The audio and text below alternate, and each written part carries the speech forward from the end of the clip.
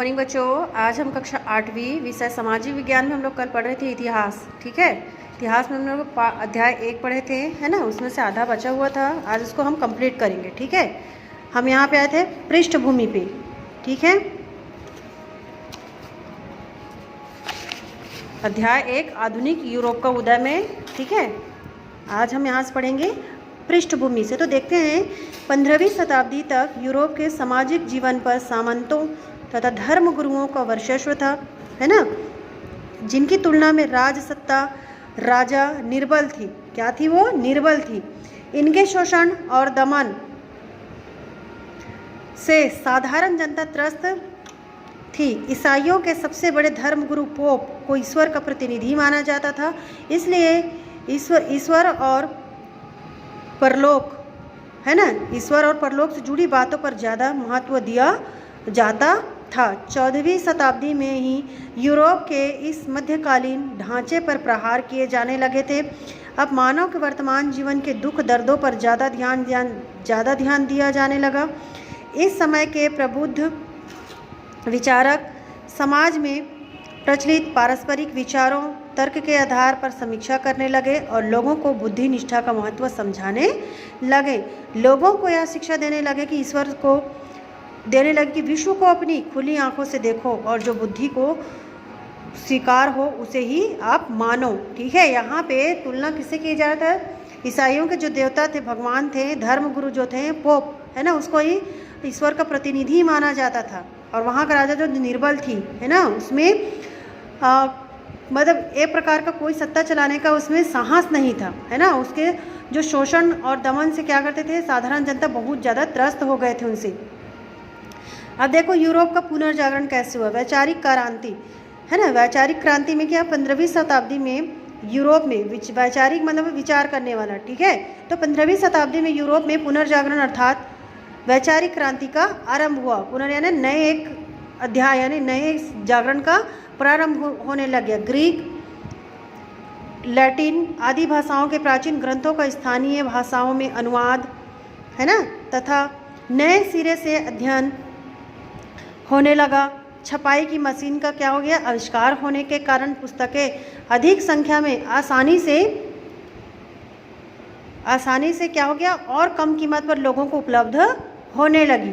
फलतः क्या हुआ, ज्ञान का प्रसार तेजी से हुआ और प्राचीन ज्ञान एवं नवीन विचारों के अध्ययन से वैचारिक क्रांति को यहाँ पे क्या मिल गए, वहाँ पे प्रेरणा मिलना उसको शुरू हो गया, यानी प्रेरणा मिली। तो प्राचीन ग्रंथों में निहित बुद्धि निष्ठा, भौतिक विचारों के महत्व का बोध आदि बातें जो है यूरोप में पुनः जड़ें पकड़ने लगी।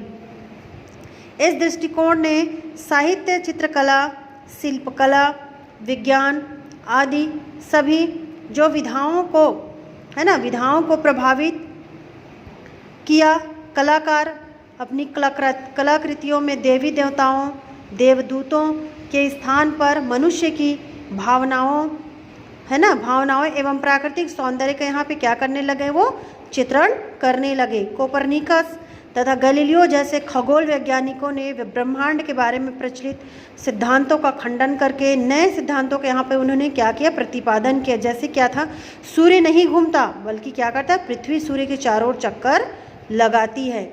इन सब का परिणाम यह हुआ कि धार्मिक मान्यताओं पर आधारित विचार प्रभावित होने लगे तथा जो धर्म सुधार आंदोलन का वहाँ पे क्या होने लग गया, वहाँ पे सूत्रपात हुआ। ये देख रहे हो इनका चित्र, ये कोपरनिकस है, ये गैलीलियो है ना, जिन्होंने क्या किया था, यहाँ पे खगोलीय पिंड यानी खगोल विज्ञान के ब्रह्मांड में प्रचलित सिद्धांत का उन्होंने आविष्कार किया था।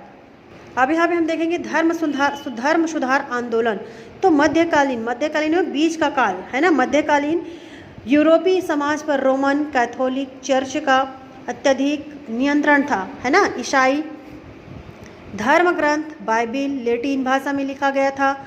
सामान्य लोग इस लैटिन भाषा को नहीं समझते थे। लोगों की इस अज्ञानता का अनुचित लाभ उठाते हुए ईसाई जो है वो ईसाई धर्म गुरु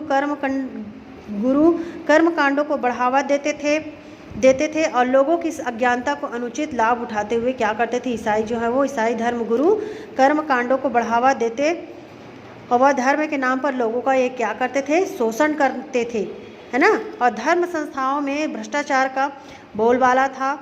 इस भ्रष्टाचार के विरुद्ध यूरोप में जो आंदोलन आरंभ हुआ उसे धर्म सुधार आंदोलन कहा जाता है ना। यहाँ पे धर्म ग्रंथ बाइबिल लैटिन भाषा में लिखा गया था और जो सामान्य लोग इस लैटिन भाषा को नहीं समझते थे, है ना, जन साधारण लोग इसको नहीं समझ पाते थे, तो जो अज्ञानता का अनुचित लाभ उठे ईसाई धर्म के जो गुरु थे उन्होंने कर्मकांड को बढ़ावा देते हुए क्या किया, लोगों को धर्म के जाल में फंसाकर उनको शोषण करते थे और उनका भ्रष्टाचार में विरुद्ध आंदोलन आरंभ हो, उसे धर्म सुधार आंदोलन कहा जाता है।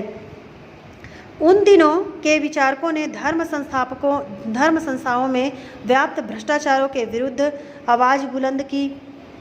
बाइबिल का अनुवाद स्थानीय भाषाओं में किया गया ताकि सामान्य लोग अपने धर्म ग्रंथों को क्या किए, स्वयं पढ़ सके, है ना। मार्टिन लूथर नामक जर्मन धर्मगुरु ने क्या किया, धार्मिक संस्थाओं के दुराचारों की निंदा करते हुए एक खुला वक्तव्य जारी किया जिसमें उसने जनता से कहा, आप लोगों को धर्मगुरुओं के कथन को ही धर्म न मानकर स्वयं बाइबिल पढ़ना चाहिए और धर्म के तत्वों को समझना चाहिए, है ना। उसने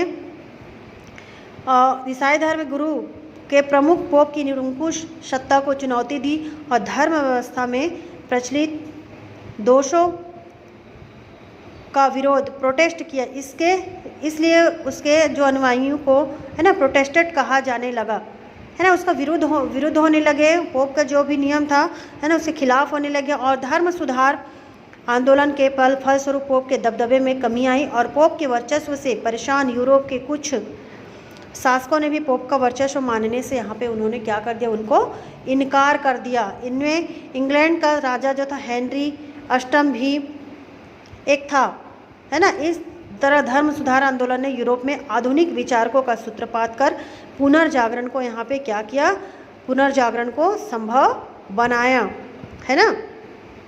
अब हम देखेंगे राष्ट्रवाद एवं राष्ट्रीय राजतंत्रों का उदय कैसे हुआ। तो 16वीं शताब्दी में यूरोप में सामंतों की सत्ता का लोप होने लगा और राजाओं का महत्व बढ़ने लगा था वहाँ पे, है ना। एक निश्चित भौगोलिक क्षेत्र में लंबे समय से निवास करने वाले समान भाषा, ऐतिहासिक परंपरा, राजनीतिक तथा आर्थिक हित संबंधों वाले लोगों में राष्ट्रीय भावना का प्रतीक बन गया। धीरे धीरे सारी सत्ता राजा के हाथों में केंद्रित हो गई और वह प्रबल हो गया। इन सब कारणों से यूरोप में राष्ट्रीय राजतंत्रों का उदय हुआ और इंग्लैंड, फ्रांस, स्पेन आदि राष्ट्रीय राज्य अस्तित्व में आए और इन राष्ट्रीय राज्यों का उदय आधुनिक युग की महत्वपूर्ण विशेषता है।